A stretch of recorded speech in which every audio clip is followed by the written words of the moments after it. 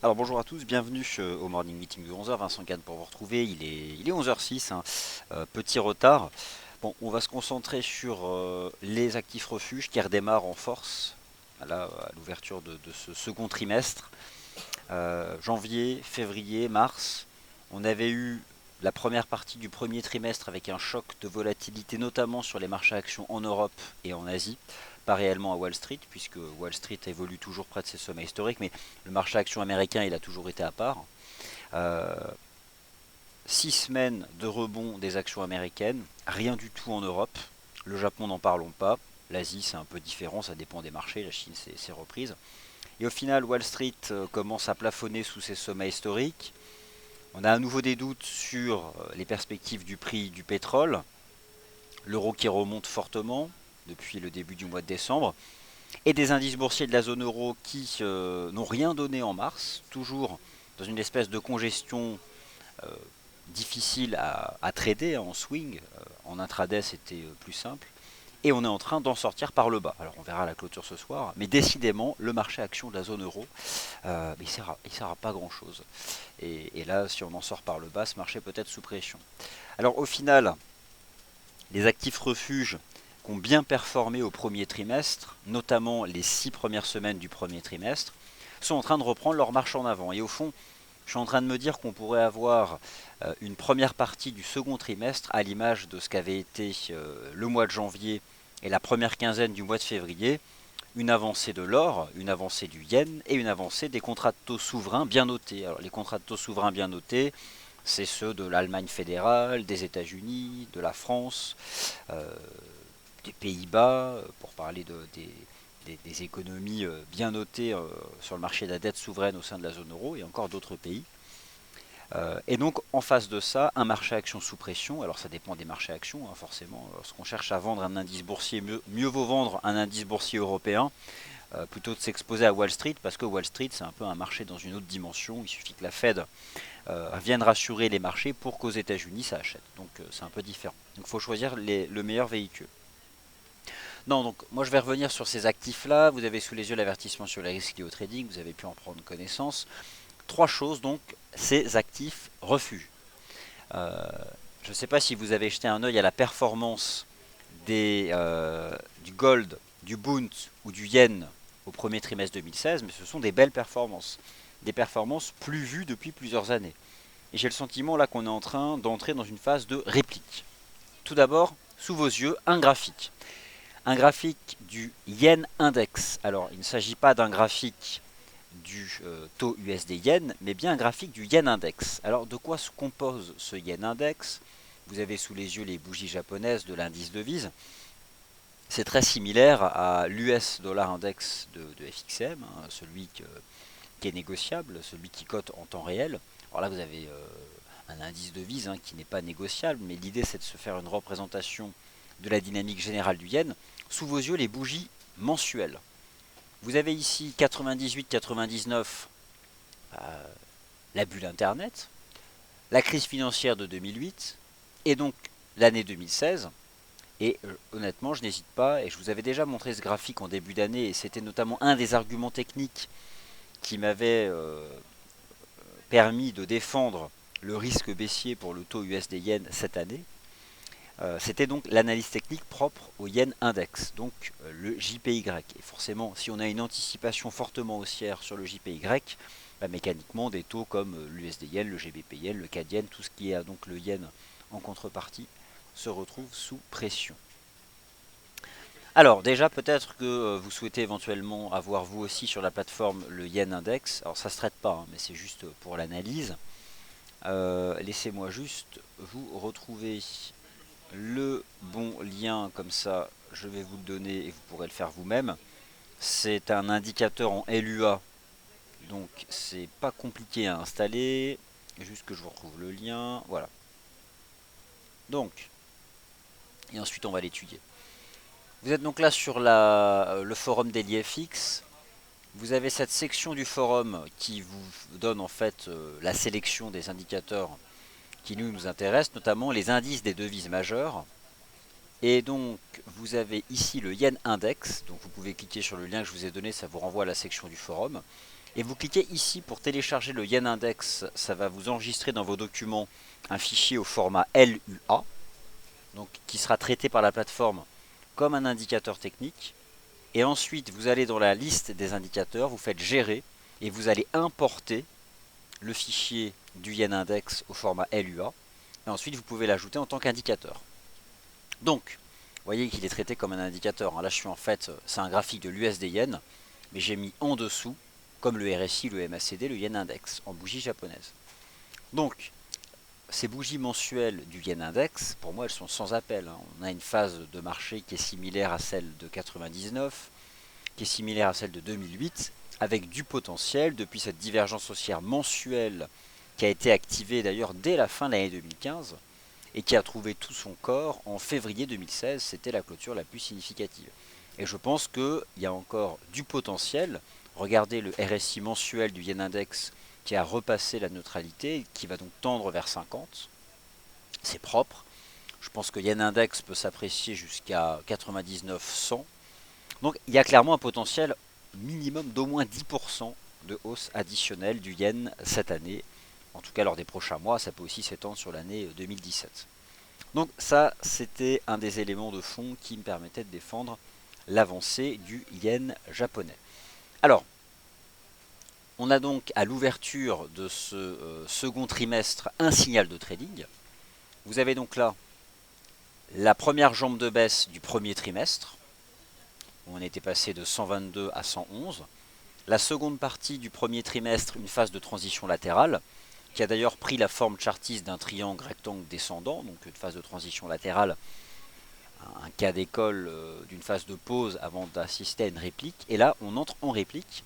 Regardez le volume d'échange réel à la cassure du support, c'est propre. Donc, on a besoin d'une résurgence du volume, des capitaux réels envoyés dans le marché pour valider des cassures techniques de cette nature, parce que ça fait plusieurs semaines qu'on est en range, donc on est sorti par le bas, ce qui engage un certain nombre de cibles baissières, dont on a déjà parlé, il y en a un certain nombre, on l'a étudié ce matin.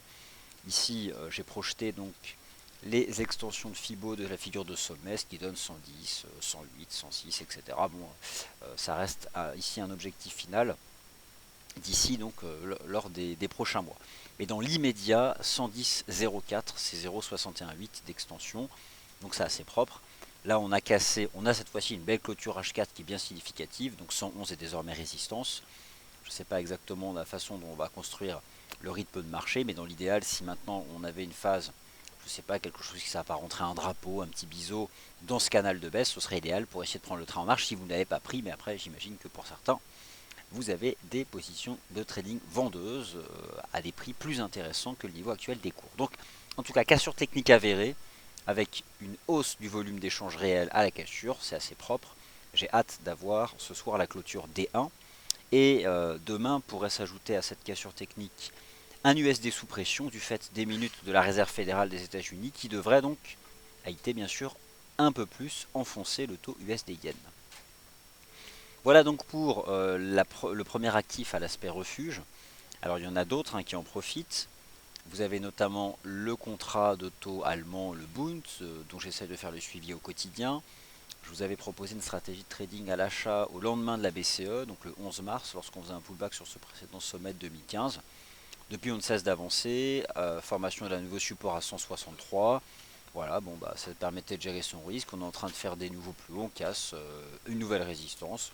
Donc l'idée maintenant, c'est d'aller chercher les 164,75 avec un nouveau support à 163,78. Donc ça, ce sont deux véhicules refuges. En tout cas, les capitaux qui quittent le marché action se dirigent vers le yen, se dirigent vers le Bund, et sur le marché des matières premières se dirigent vers le gold. L'once d'or qui réagit favorablement sur sa moyenne mobile à 50 jours, avec donc deux tests réussis des 1205, ça relance. J'ai le sentiment qu'on est dans une espèce de compression, voilà, qui prend alors éventuellement un biseau ou un drapeau, quelque chose comme ça, dont on est en train de sortir par le haut. Ce qui serait vraiment positif en termes de signaux de trading, on va dire l'équivalent de la cassure des 111 de l'USD Yen sur le gold, ce serait de redépasser les 1244, forcément. Derrière, ça ouvre la voie, un retour sur 1285, 1300 et davantage. Il est possible par contre que l'once d'or pour donner signal de trading, que cela intervienne en seconde partie de session US demain, dans le sillage des minutes de la Réserve fédérale qui seront publiées à 20 h heure de Paris. Donc aujourd'hui, lorsque j'étudie ces trois marchés refuges, le yen, c'est le premier donc, qui reprend sa marche en avant avec la cassure technique de l'USD yen, mais pas seulement, il y en a d'autres, parmi les paires en yen qui cassent des supports, avec du volume d'échange, donc c'est prix-volume avance ensemble, c'est une bonne chose, il n'y a pas de divergence. Le Bund, mais ça c'est le cas depuis l'engagement par la BCE de sa phase 2 du quantitative easing. D'ailleurs, les mesures monétaires de la BCE n'ont plus aucun impact sur la devise, hein. C'est comme pour les mesures monétaires de la BOJ, hein. Plus la BOJ rend accommodante sa politique monétaire, plus le yen monte, c'est comme la BCE, hein. QE2, peut-être qu'un jour QE3, ça fera monter l'euro maintenant. L'euro monte, il y a une désynchronisation totale désormais entre la politique monétaire de ces deux banques centrales et l'impact sur la devise. Et donc reste l'once d'or qui je pense va quand même attendre le positionnement général vis-à-vis du dollar américain, dollar US qui peut être à nouveau sous pression demain avec les minutes de la Réserve fédérale.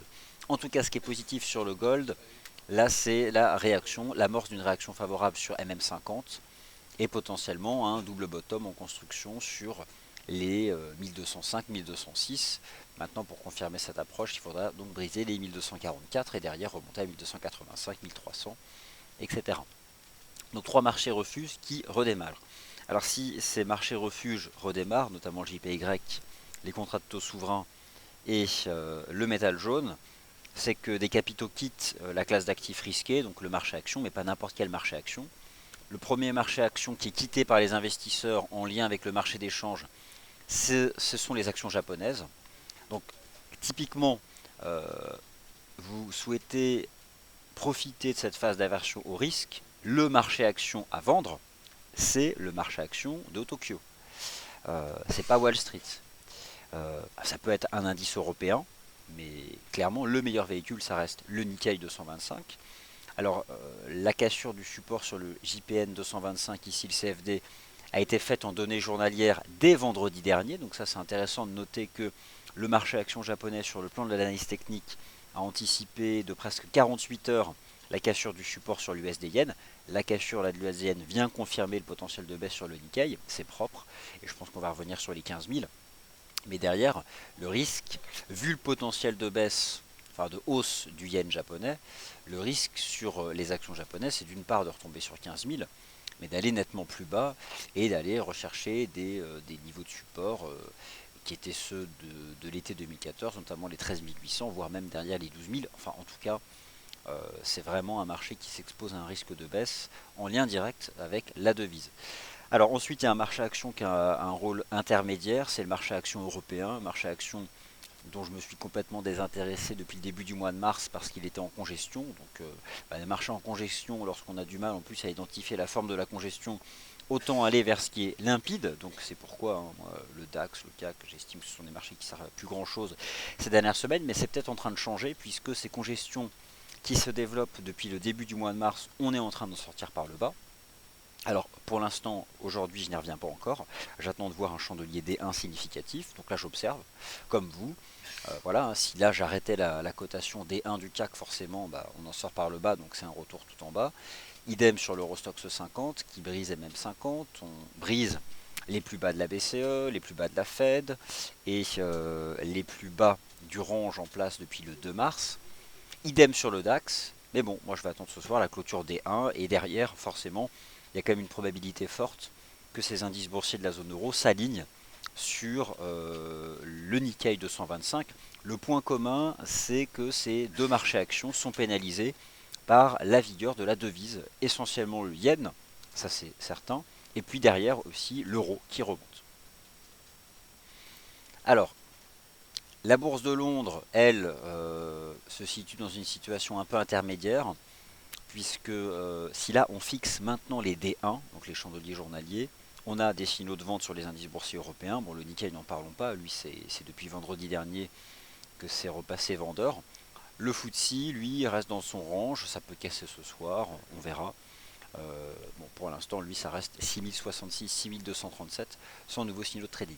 Reste à établir le cas des indices US. Les indices US ont-ils terminé de rebondir? Techniquement parlant, En D1, ça commence à diverger, hein. Là, ça peut potentiellement devenir moche. Mais honnêtement, les indices US Wall Street, on peut envisager l'analyse technique, des divergences baissières, des cassures de support, mais à chaque fois que la Réserve fédérale s'exprimera, il y a un risque de voir les actions américaines remonter. C'est un marché qui n'a jamais cédé, même dans la phase de volatilité euh, de la première partie du premier trimestre. Jamais les indices US n'ont cassé de support, le SP500 n'a jamais cassé son majeur à 1800 points. Donc de tous les indices boursiers, mieux vaut éviter ici de s'exposer à la vente, surtout que le dollar US baisse. C'est source de meilleurs comportements relatifs pour les indices boursiers américains. Donc clairement, si je devais faire une hiérarchie des indices, le marché action sous pression et donc le meilleur candidat pour des stratégies de vente swing, c'est la bourse de Tokyo, donc le CFD JPN 225. Il y a une situation intermédiaire, ce sont les indices boursiers de la zone euro. On verra la clôture ce soir. Quant aux indices US, eux, bah écoutez, mieux vaut éviter de les vendre, hein. Par contre, les acheter au niveau actuel des cours, alors qu'on commence à plafonner à proximité des sommets historiques, clairement non plus. C'est beaucoup trop tard. Les signaux positifs, ils avaient été donnés mi-février, hein, lorsqu'on avait validé des puissants double bottom. On est plutôt dans une phase où maintenant il faut plutôt prendre des bénéfices. Voilà, alors c'est ce que je pouvais vous dire sur la façon dont s'articulent toutes ces classes d'actifs. On passe en revue donc les paires majeures. Donc l'USD Yen signal de vente, voilà, cassure des 111 avec des nouvelles cibles baissières. Alors vous n'êtes pas obligé de travailler en extension, hein, vous pouvez simplement vous reporter aux principaux niveaux horizontaux de l'automne 2014. Voilà, ça va vous donner des niveaux de prix horizontaux et donc autant d'objectifs de cours. Le GBP USD, il est en congestion, donc c'est inintéressant, ça ressemble un peu à ce qu'étaient les indices boursiers de la zone euro en mars. Des congestions, donc là on est en plein milieu, on fait rien, il n'y a rien de directionnel, donc next.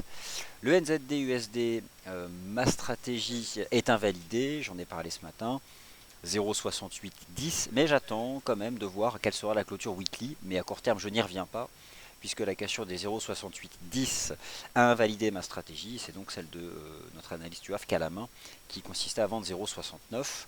Il est possible qu'on se replie dans le bas de ce canal, après je n'ai pas de conviction à court terme. J'en ai plus, j'avais une conviction longue, elle a été invalidée, donc pour l'instant je me tiens à l'écart. Le taux de change euro-dollar.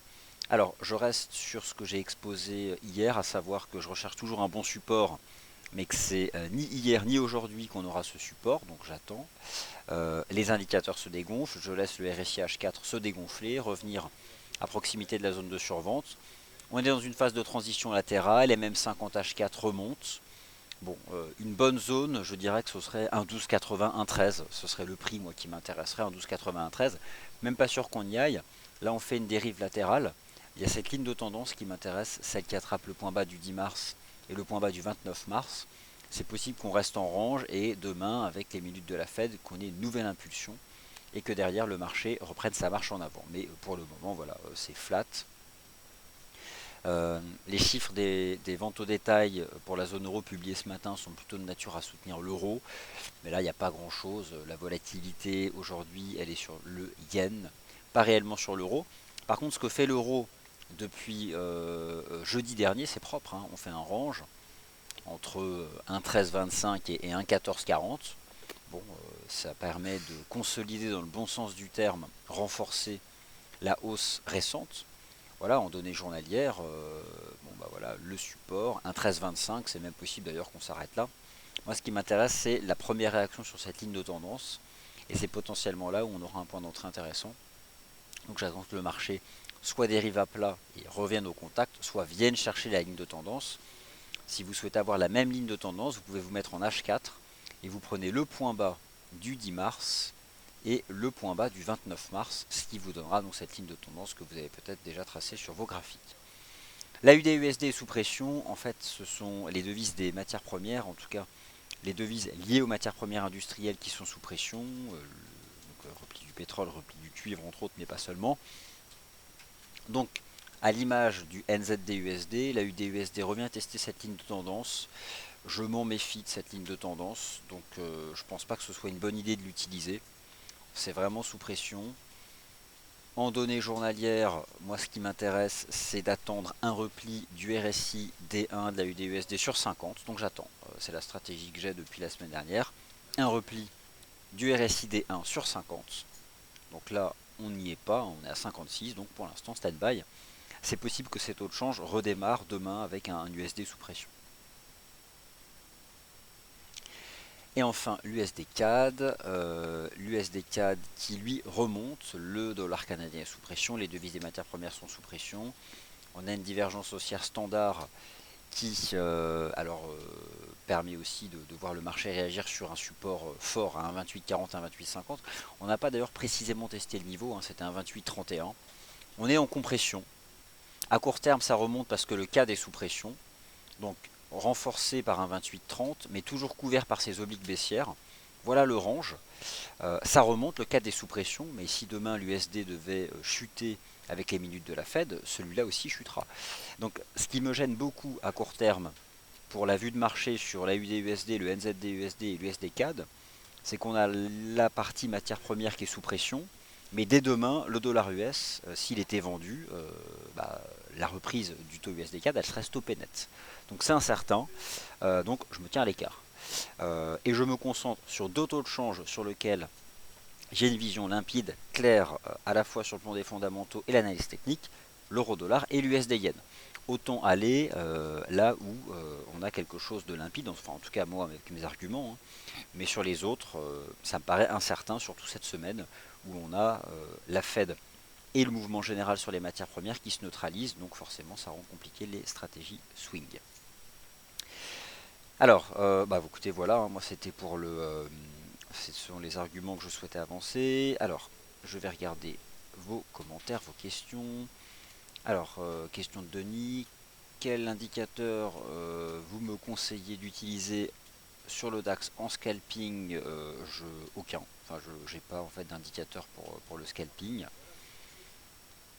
Ensuite, Sébastien, signal baissier weekly sur l'USD-CHF. Alors l'USD-CHF, ça c'est intéressant. L'USD-CHF, il a cassé une ligne de tendance. Alors pendant longtemps, lorsque la Banque nationale suisse assurait un seuil sur l'euro-CHF, donc à 1,20, USD-CHF, c'était l'inverse de l'euro-dollar. Mais vraiment, c'était propre. Alors, c'est un peu différent, mais au fond, ça n'a pas changé. Parce que bon, prenez un graphique de l'euro-CHF, globalement, c'est un range. Donc au final, l'euro-dollar reste à peu près l'opposé de l'USD-CHF, c'est son proxy. Mais moins que par le passé, mais ça reste quand même valable. Donc le fait d'assister à des cassures techniques baissières sur l'USD-CHF, ça renforce, ça fait partie des arguments techniques qui vont dans le sens de la reprise de l'avancée de l'euro-dollar, pas en première partie de semaine. Et moi ce que j'envisage, c'est que d'ici vendredi, ça reparte. L'euro, lui, il est fort, et l'USD, donc sous pression demain avec les minutes de la Fed.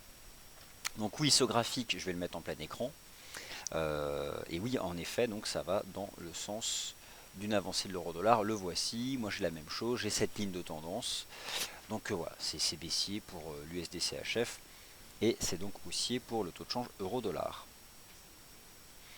Alors, quel indicateur utilisez-vous pour le volume? Alors c'est simple, vous allez sur la plateforme, dans la liste des indicateurs, et vous avez 5 indicateurs de volume qui sont basés sur les transactions réelles donc enregistrées chez FXM dans le monde. Donc dans la liste des indicateurs, vous descendez et vous avez donc cette section qui s'appelle activité de trading. Donc attention, n'utilisez pas les indicateurs de volume, n'utilisez pas la catégorie indicateur de volume, utilisez la section activité de trading.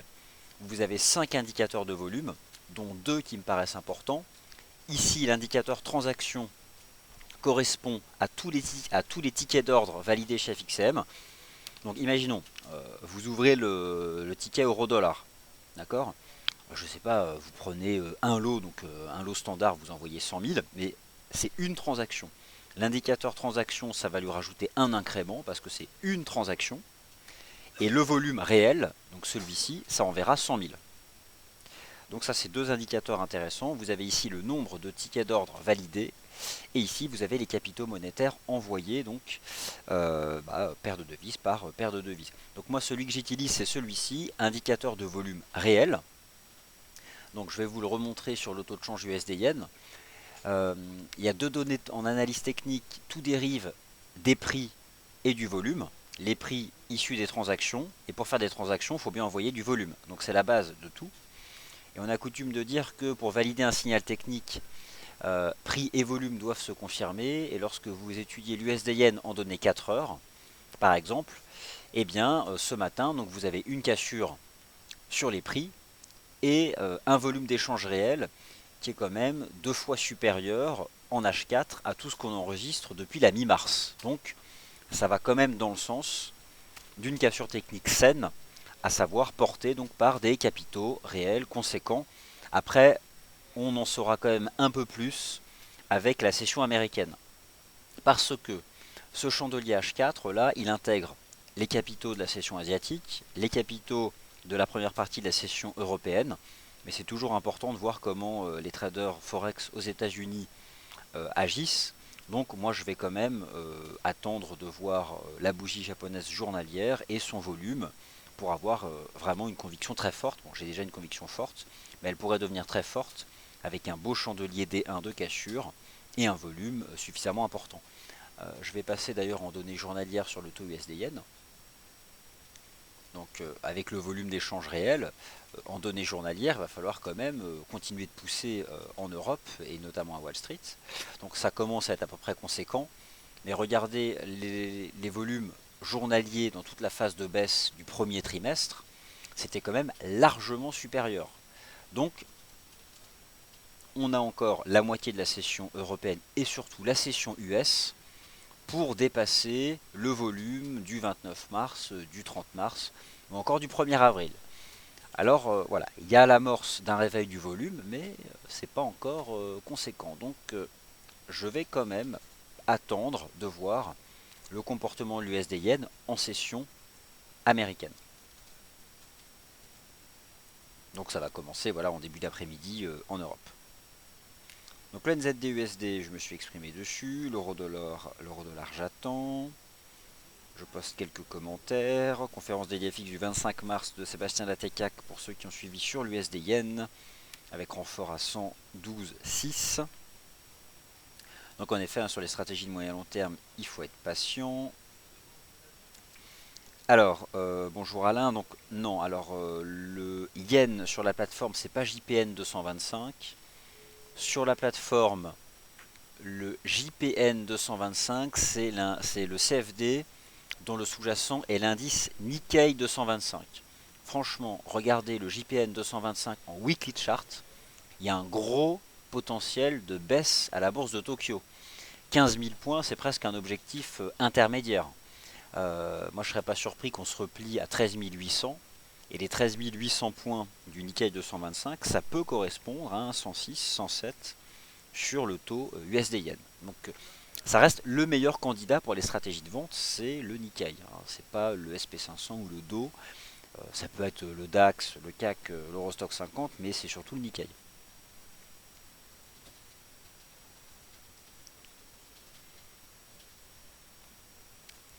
Alors, parce que les indicateurs de volume ne sont pas disponibles sur les CFD sur indice, c'est disponible sur une sélection de paires de devises. Alors, dans mes souvenirs, pas loin d'une vingtaine, mais vous ne l'avez pas sur le. Ces indicateurs de volume fonctionnent sur les paires de devises, et notamment sur les paires de devises majeures, mais pas seulement, hein.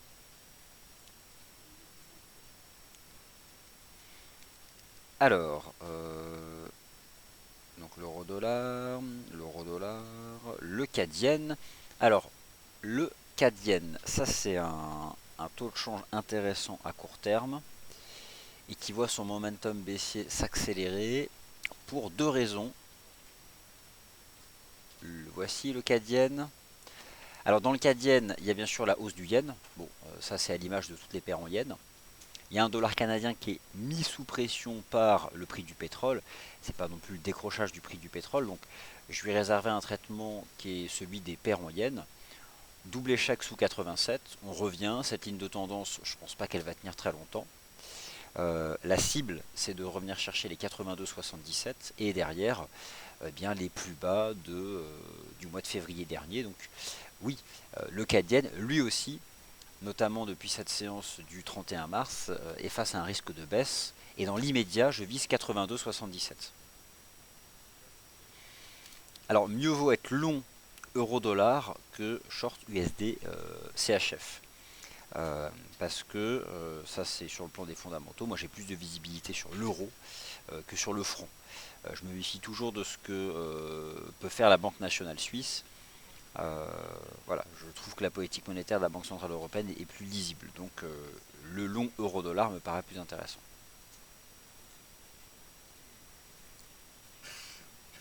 Alors le volume par tick n'est pas basé sur les capitaux réels. Les seuls indicateurs qui sont basés sur le volume monétaire, donc l'argent réel des traders, ce sont les indicateurs qui, dans la liste des indicateurs, sont rassemblés dans la catégorie activité de trading. Il y en a 5. Et c'est valable pour les paires de devises, une sélection de paires de devises, pas loin d'une vingtaine, et essentiellement les paires majeures. Mais ces indices d'activité, ces indicateurs activité de trading ne sont pas valables pour les CFD.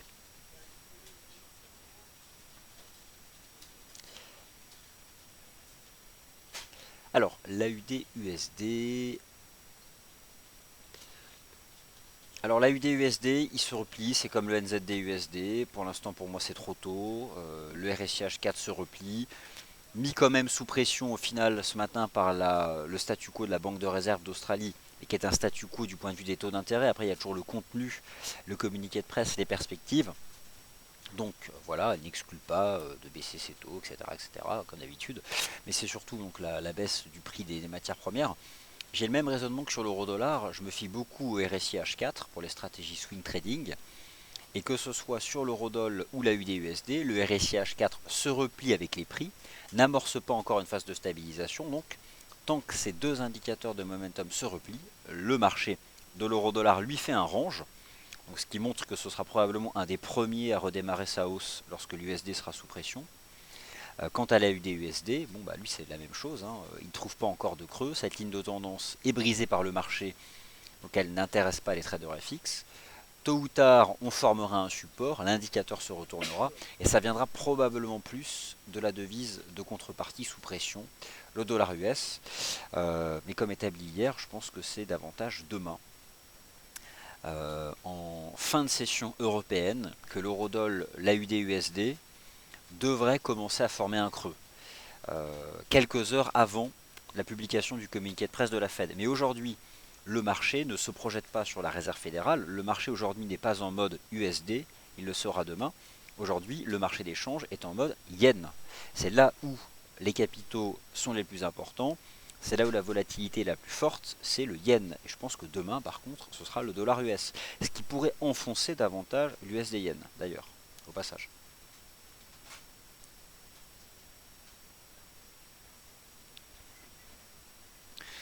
Alors, question de Morpho 9747. Quel serait un bon point d'entrée sur l'euro-dollar? Alors, j'ai pas le prix exact d'un bon point d'entrée euro-dollar.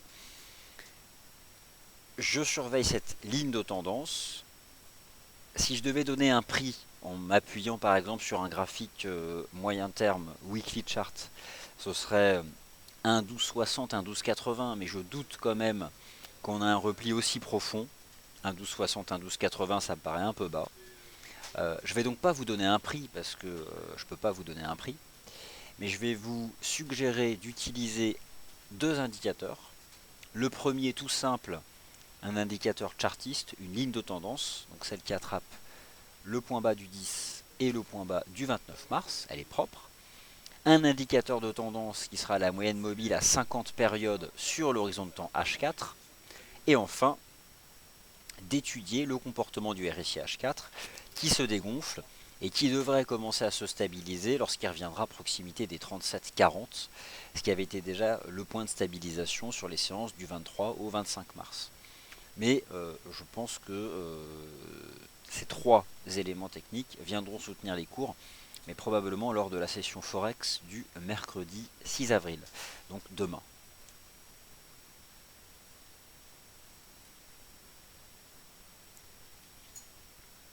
Voilà, donc JS, lui, nous partage par exemple sa stratégie de vente à 1,14 pour viser 1,1320.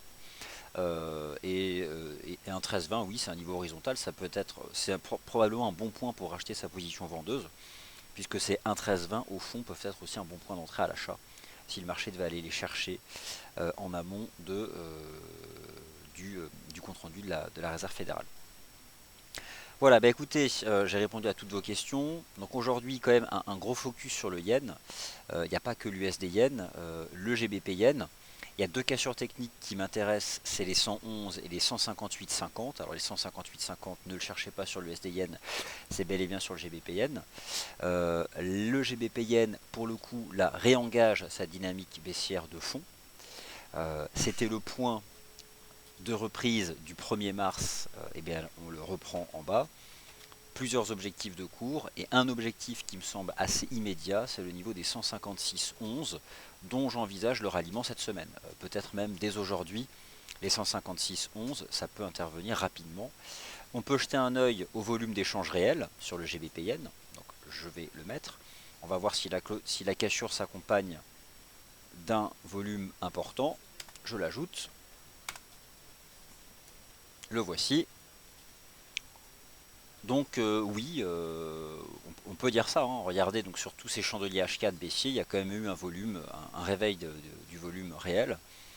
Et en données journalières, je pense que voilà, ça va être comme pour l'USD Yen, c'est pas encore conséquent, mais ça peut devenir conséquent avec le renfort des traders FX aux États-Unis. Donc on verra. C'est pour cette raison que même si j'ai quand même une conviction forte et que j'ai sérieusement envie de croire à cette cassure des 111, parce que de toute façon j'avais annoncé que j'y croirais dès lors qu'elle se baserait sur une clôture H4, ce qui est le cas, la conviction deviendra très très forte une fois le chandelier des 1 intégrant les capitaux de trading des traders aux États-Unis. Donc le chandelier de 22 heures en clair, lorsque le marché spot ferme aux US. Voilà, bah écoutez, je vous laisse sur ce graphique du GBP Yen. Prochaine émission 13h, le 13h des traders. Moi je vous retrouve pour l'ouverture de la session US à 15h15. Merci à tous et à tout à l'heure.